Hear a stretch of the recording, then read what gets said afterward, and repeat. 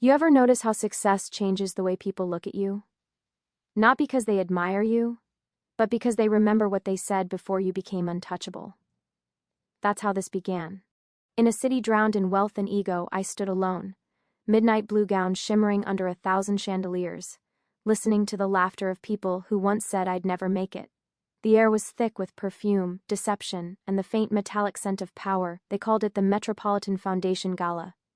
But to me, it felt like a masquerade of hypocrisy. My parents were here too, invited by someone who thought it'd be symbolic for the family to reunite now that I was someone. I hadn't spoken to them in years. Not since the night they told me college was a waste of time and I'd never use a degree. They said I'd end up broke, desperate, and crawling back. That night I made a promise. I'd never crawl again.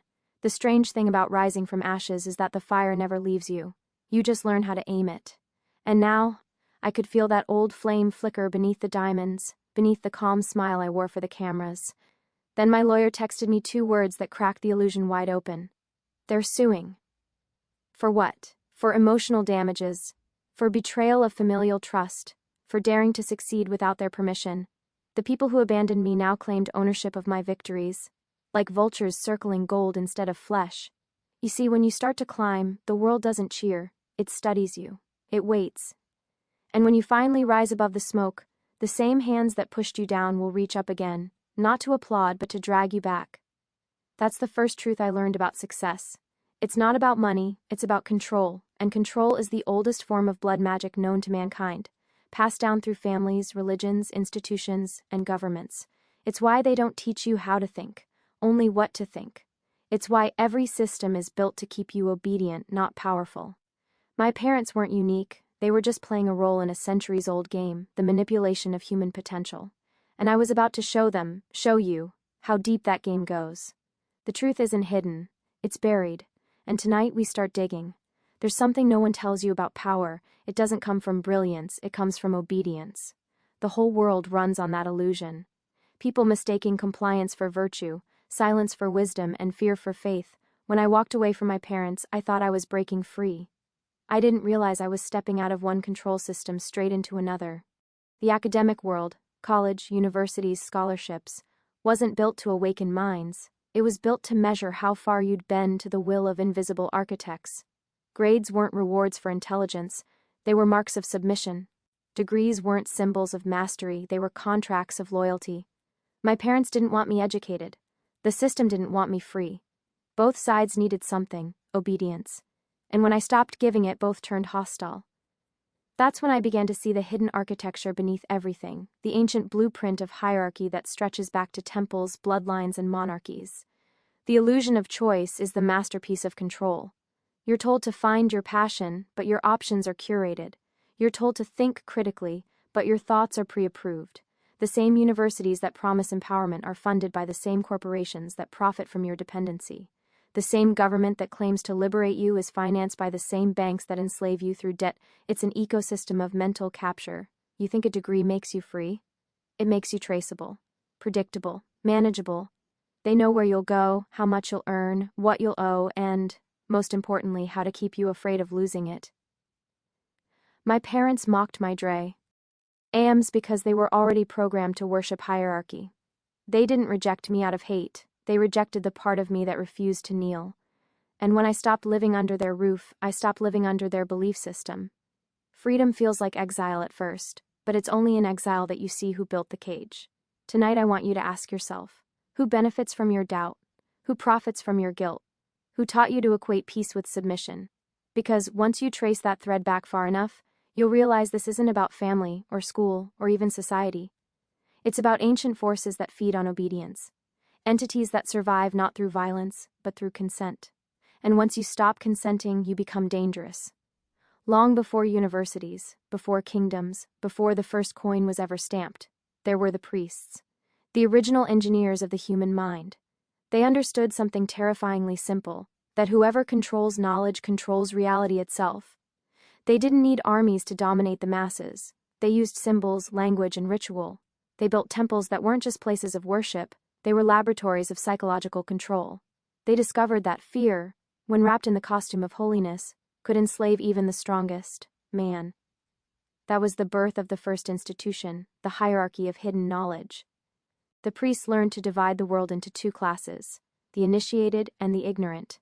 They told the people, "We speak to the gods on your behalf. Obey and you will be blessed." Sound familiar? Today it's the same structure, just modernized. The priest has become the professor. The temple has become the university. The altar has become the classroom podium. And the doctrine, it's no longer carved in stone, it's printed in textbooks. They taught you what to think, but not how to think. They promised enlightenment, but only if you followed their path, bought their books, worshipped their credentials. And when you deviate, when you ask questions that cannot be graded, you become dangerous. You become unprofitable. This is the legacy my parents inherited without question. They didn't know that their beliefs were not their own.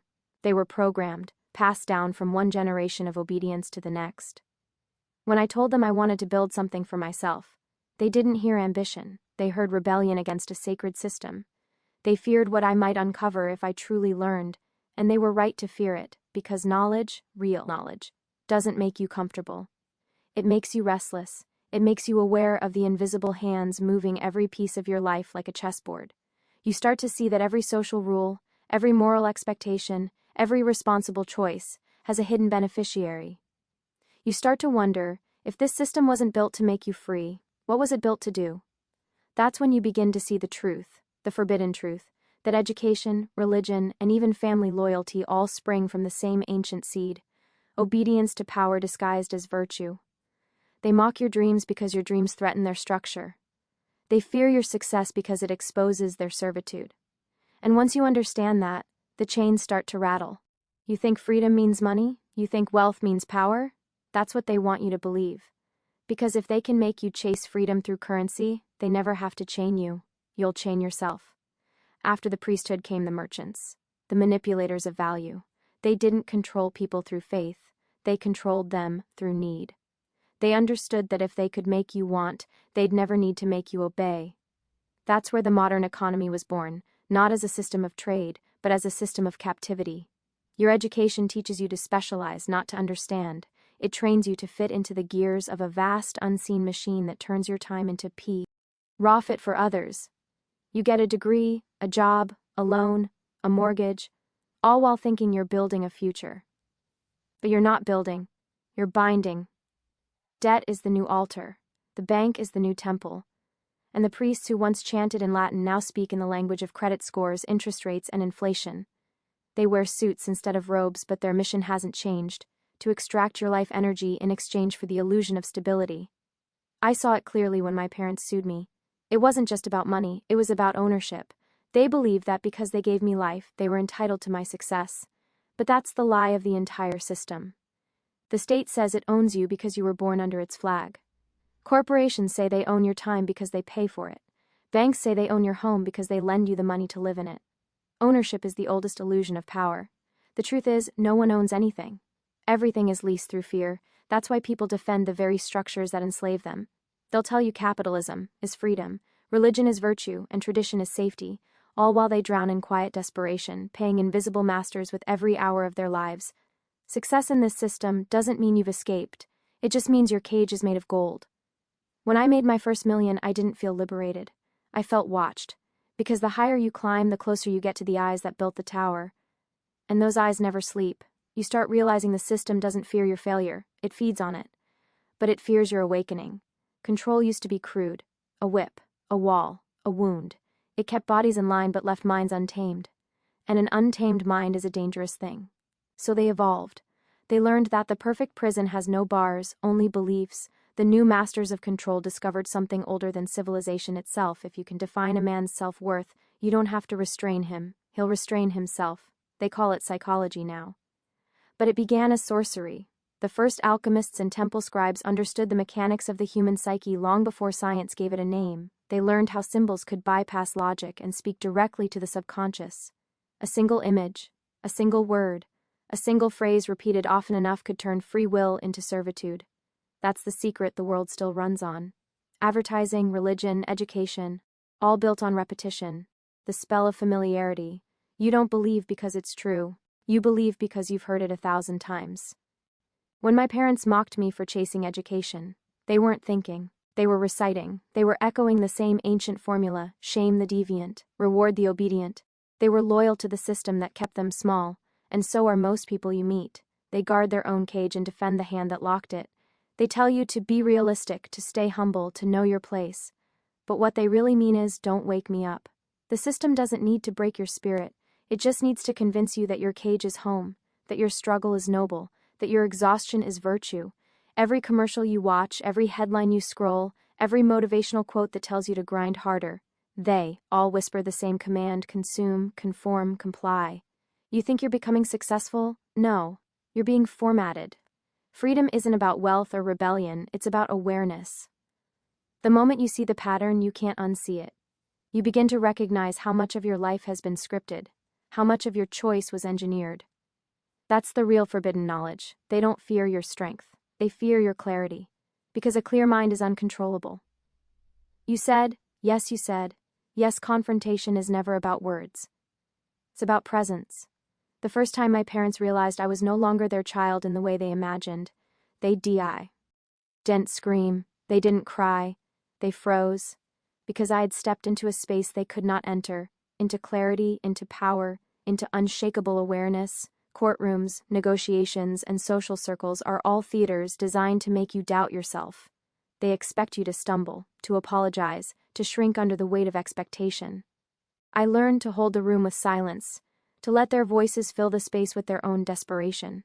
Every accusation, every manipulation, only exposed their vulnerability. This is what the system fears most: a calm, deliberate mind. The moment you understand that fear is fuel, that obedience is currency, that their authority is borrowed, you are untouchable. I didn't need to retaliate in anger. I didn't need to prove a point with aggression. I simply existed outside their control. Every interaction became a lesson, for them, for me, for anyone watching this unfold.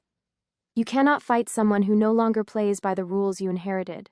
And as the lawsuit dragged on, as whispers and gossip tried to cage me, I realized something chilling. This wasn't just about me.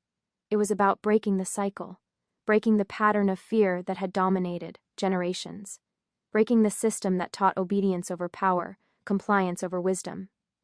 And in that stillness, I felt the weight of history. My parents, unknowingly, were playing out the oldest script of all. Those in power terrified of those who awaken. Every act they took, every argument they constructed, every legal maneuver, they were puppets to a story that had existed for centuries. Yet I was no longer a character in their story. I had become the author of my own. The confrontation wasn't loud, it wasn't violent, it was quiet, relentless, undeniable. And that is the scariest thing to any system built on fear. Someone who will not bend, who will not hesitate, who will not obey. From this confrontation, one truth became undeniable: power is less about taking and more about refusing to give what they crave most: your submission. And the deeper you go, the more dangerous this knowledge becomes, not just to others but to yourself if mishandled. The silence that follows awakening is deafening.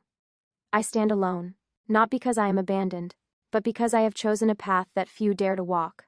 Every lesson, every betrayal, every system of control I've uncovered has led me here, to a clarity that cannot be revoked and a power that cannot be stolen. My parents' lawsuit, the whispers of friends, the subtle machinations of the institutions around me, they are all ghosts now, shadows of a world that tried to script my life, a world that demanded I kneel, obey, and stay small. I don't fight them anymore. I simply exist outside their reach, and in that existence, they are powerless. I have learned that true mastery is not wealth, status, or vengeance. It is sovereignty over your own mind. It is seeing the invisible chains and stepping beyond them. It is understanding that fear, control, and manipulation are only as strong as the consent you give them. I refused, and in refusing I claimed everything that was meant to be denied to me. The cycle of betrayal, of control, of inherited obedience ends here, not with punishment, not with retaliation, but with awareness made permanent. I am no longer the child they mocked. I am no longer the pawn in the systems they serve. I am the author of my destiny, the keeper of my freedom, and the inheritor of a truth that no lawsuit, no accusation, and no generation of fear can take away. Look closely, this story isn't just mine. It's the story of anyone who has been told they're too small, too foolish, too powerless. Every dismissal, every mockery, every attempt to suppress your ambition is a sign that you are awakening. An awakening is dangerous, For them, yes, but necessary for you. So remember this: systems, families, institutions, they can try to cage you, they can threaten you, they can pretend to own your life. But no one can claim what you have already taken: the sovereignty of your mind, the mastery of your purpose, the invincible awareness that makes you untouchable. They mocked my college dreams. They tried to steal my life. And in the end, they became irrelevant, while I became inevitable. The war of control ends not in victory over others, but in the unshakable triumph over yourself. And that is the final truth. Freedom is not given. It is claimed. And once it is claimed, nothing, no law, no lie, no legacy, can ever take it away.